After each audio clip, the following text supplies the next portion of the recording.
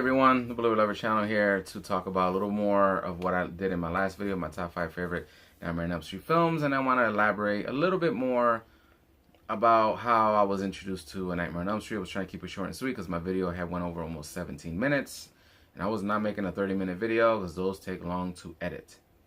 So I wanted to just elaborate. Like I said in the video, if you didn't watch it, if you didn't watch the video, please watch that top 5 favorite list of A Nightmare on Elm Street films and then come back to this one. So yeah, like I said, I was waking up from a nap. I was walking down the stairs. I hear like the shrieking or the, you know, the fingers of the knives going down, going ching. And like I said, I cannot do the sound effects of Freddy's glove. So as I walk down the stairs, I turn to the left, and there goes my eyes, and then my mouth. Dead silence. My mom and my sister didn't know. And there is, like I said, Freddy chasing Tina down the alleyway with his marionette puppet arms, which later in the documentary I found out that those guys who created that shit didn't like it and wanted it cut out of the movie, but it ended up being a great effect in the film as well. Later on, it's become everybody's favorite scene. Even though when you watch it now, you look at it like, oh shit, that kind of does look bad, but it's kind of cool at the same time. And I was standing there a couple minutes, and they didn't even know I was even there watching this movie. Literally 5 minutes. And then when Tina starts to killed, and she's in the ceiling, and all the blood, and Rod is, I think, outside the bed just looking at Tina like this, like, that freaked me the hell out without even Freddy being in the scene. And I'm watching that, and then literally out of nowhere, my mom turns around and says, "Go upstairs." I ran upstairs. Whole time I'm sitting on my bed like this. What the hell did I just see? I don't remember what I said. I think I was 7 at the time, or 8. And I'm like, wow. And at the time, you know, my mom told me, you know, shit is make-believe. You know, stuff is made up for films. Oh, so she was... But when you see that at the age, when you're a young age, sometimes it just kind of goes the opposite for you.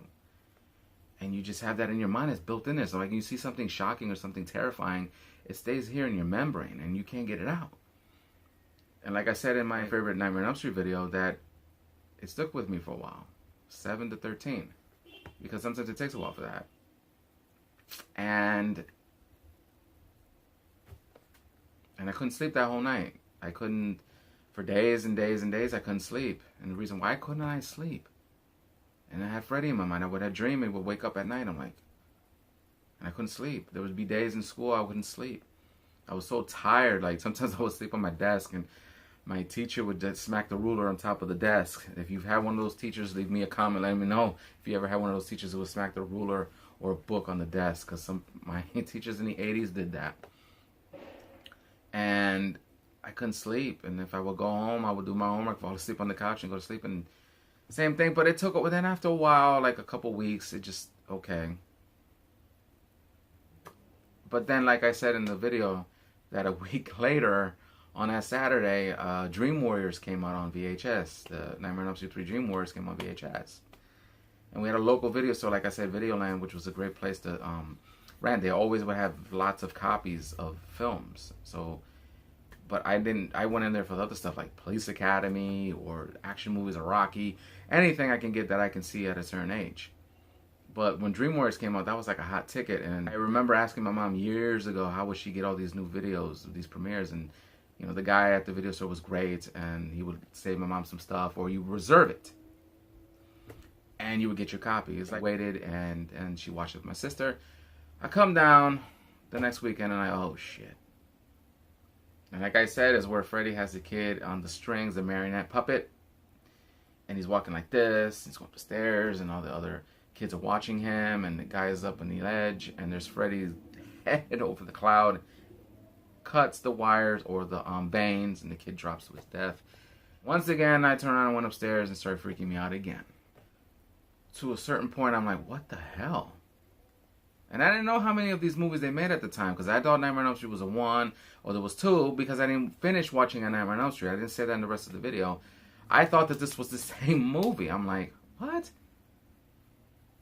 Was the original Nightmare on Elm Street and Nightmare on Elm Street 3 the same movie together? I didn't know that. I thought it was one movie. I went to my mom's friend's house, and A Nightmare on Elm Street 2 Freddy's Revenge was playing on television, and I says, holy shit, here we go again. This is Freddy's 2, Freddy's Revenge. I said, they made another one already? That fast? Because as a kid, you see these movies coming out, like Police Academy, you see them on HBO, says, damn, every year, like, they're knocking these movies out. Just like a Nightmare on Elm Street or Friday the 13th. Okay, they made a second one, okay. Okay. That's all I thought. I really was not introduced to Nightmare on Elm Street 4 or 5 later, early 90s. And I says, oh shit, they made more. Because I was just staying away from those movies. I was staying away from Nightmare on Elm Street. I was staying away from that. And then I watched them all as I got older. In 13, I started, I was like, you fucking pussy. They're fucking horror films. Grow up. And I did. And I watched all of them. And I says, oh shit, now I'm entertained and loved by A Nightmare on Elm Street. I was introduced to Freddy Krueger and A Nightmare on Elm Street. And I just wanted to elaborate more on this video because I had made my top 5 favorite Nightmare on Elm Street movies. Even though that video is everywhere because I wasn't reviewing, I was just telling what was my favorite films. And if people sort of say, well, you didn't say this and that. Well, like I said, I was keeping it short and sweet because that video went up to almost 17 minutes. And if you're watching it, you see that I probably edited down more than probably 13 to 14 minutes. You know why. So I just wanted to make this video on why Nightmare on Elm Street and Freddy Krueger sort of was introduced to me literally out of nowhere. Not a surprise. And I didn't know when you're a kid at 7 or 8, you don't know how movies are made until you get older. It's just, okay. It's not like you don't have, you have Entertainment Tonight or Access Hollywood, but now you go on YouTube and you find all these entertainment shows like Collider News or IGN, and they're telling you, oh, a new Nightmare on Elm Street movie is going into production. Okay, back then, you didn't know that. You didn't know that. It's not like it is now than it was back in the 80s. And I love the 80s. 80s is my favorite decade for action movies, horror films, cartoons, and video games, everything. That's a decade that I always love because that was true entertainment for me. And I was introduced to Freddy Krueger. Like I said, I was not introduced to Michael Myers until Halloween 4, The Return of Michael Myers. And like I said, when I saw Jason for the first time, it was actually part 6. And I didn't know that there were sequels until later on as I got older. So maybe I'll make videos on how I was introduced to Friday the 13th and Halloween again. If you guys want to see that, leave that a comment down below. And I'll try to get one of those videos out when I can. So yeah, guys.